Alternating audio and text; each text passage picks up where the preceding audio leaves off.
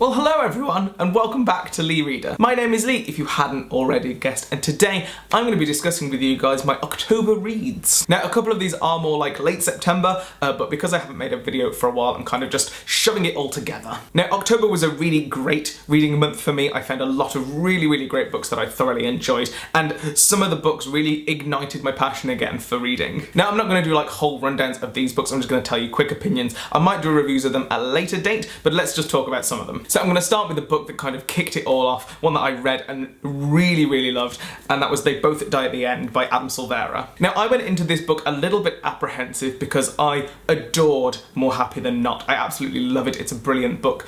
But when History's All You Left Me come out, I was left a little disappointed. I wanted a bit more, which was a shame because Adam is a really good writer, but there was something about History's All You Left Me which I didn't enjoy that much. So when this book came out, I was a little apprehensive, and I was like, I'm going to go into this book with not very many expectations, and I am overjoyed to say that this book is absolutely phenomenal. It was so good, it is so wonderful, and it is so heartbreaking, and I can't put into words what this did to me. And this book essentially ignited a reading streak which I'm currently going through. I'm reading a load of books, and this book is the book that did it for me. As a little summary, this book is about two boys who get their death cast call, which is a call basically telling them that they are going to die that day. They're not given any specifics about it, so they just have to live their last day to their fullest, and they come across each other's paths and their journey begins. It is wonderful, it is heartbreaking, it is lovely. I can't put it into words. It's just so good. Following that, I picked up A Gentleman's Guide to Vice and Virtue by Mackenzie Lee. Now, I picked this book up on a bit of a whim. I was in a bookstore in London and I found it, and I read the back and I was like, okay, it sounds kind of interesting. It's a bit like Pride and Prejudice, but with some LGBTQ plus themes. I was like, so I'm gonna give it a go. And again, this book did absolutely not disappoint. I absolutely adored it. Now, the book is about a guy called Monty who is going on the grand tour of Europe to kind of straighten his life out because, you know, he's a bit of a reckless guy.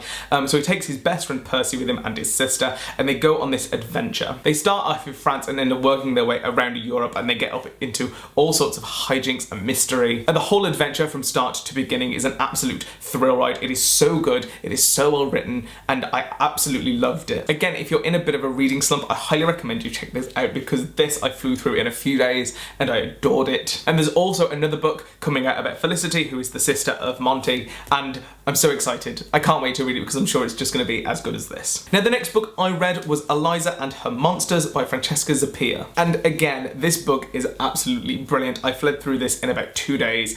I just couldn't put it down. Every time I finished reading a chapter, I just wanted to carry on. Now, this book is about Eliza, who is essentially living two lives. She's a bit of a quiet girl at school, doesn't really have many friends, doesn't really talk to anyone. But online, she is a bit of a phenomenon. She's created a comic series called The Monstrous Sea, and people love it, people absolutely adore it, and it's got millions and millions of hits, but her life remains a mystery both online and in private. That is until she meets someone at school who is a massive fan of the Monstrous Sea series, and they just click like that and they really get along. Again, this book is a wonderful story, but not only that, it's full of like beautiful illustrations from the comic, and it just tells the story of both going along, kind of running in parallel, and yeah, it's brilliant. It's absolutely brilliant. Now, the next book I read was probably one of the most anticipated books of the entire year, and that was Turtles All the Way Down by John Green. I'm going to be honest here and admit that I wasn't the biggest fan. I have written a review on Goodreads as to why I didn't like it so much, but I don't know if it was overhyped, I don't know if I'd been waiting so long because I love most of John's books, but there was something about this,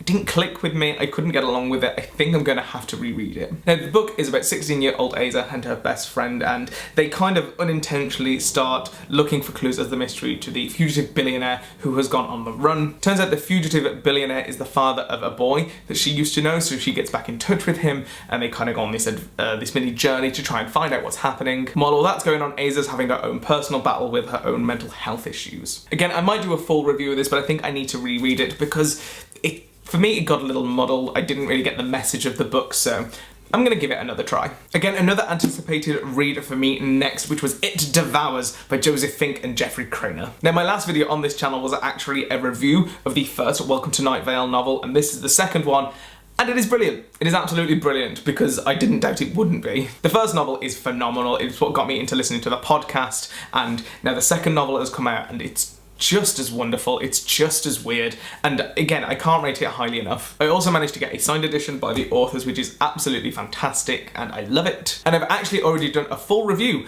of this book over on the Waterstones vlog, which is something that I do now, which you can check out here. I'll put a link over this area so you can go check that out and listen to my thoughts. But as a summary, it's good. It's really, really good. And my last book for October, which took me into November, was At the End of the Universe by Sean David Hutchinson. Now, some of you may be familiar with the name he wrote, We Are the Ants, which is a fantastic novel. And again, this one also didn't disappoint. Again, it was like Eliza and Her Monsters, when every time I finished a chapter, I just wanted to carry on reading. I wanted to get it done. I wanted to know what was going to happen. Now, the book follows a guy called Ozzy who is in a relationship with a guy called Tommy, but Ozzy wakes up one day and Tommy has just disappeared from existence. Like, complete existence. No one knows where he is, no one knows who he is, his parents do not remember having him as a child, and Ozzy is on a mission to find out what has happened to him. But along the way, Ozzy encounters difficulties and meets new people, and it's a really, really great book. The book overall has this kind of dystopian feel to it as to what's going on, and it's a bit unusual, again, like We Are the Ants was.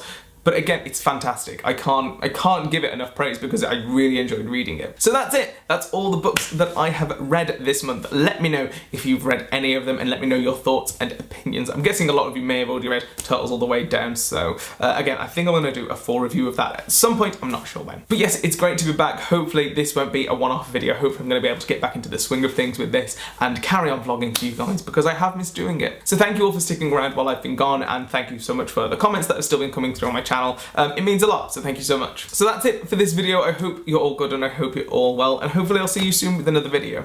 Goodbye. End of the video bit. It's been a while since I've done one of these, but I moved house, which is one of the reasons I haven't vlogged for a while, and I now have this lovely, lovely bookcases behind me. This isn't all of them. I may do a bookshelf tour. That might be my next thing, because there's bookcases now all over the house, which is fantastic. But yes, this is kind of my own place, along with my boyfriend who I now live with, and it's been a lot of fun. It was a little stressful doing the whole moving thing, but we're here and we're settled, and yes, I think I can relax more now, because I know that I'm not going to be judged for doing this, which was a big problem. Also, I grew a beard, so that happened too. Anyway, I hope you're good. Thanks again for sticking around, and I'll see you soon.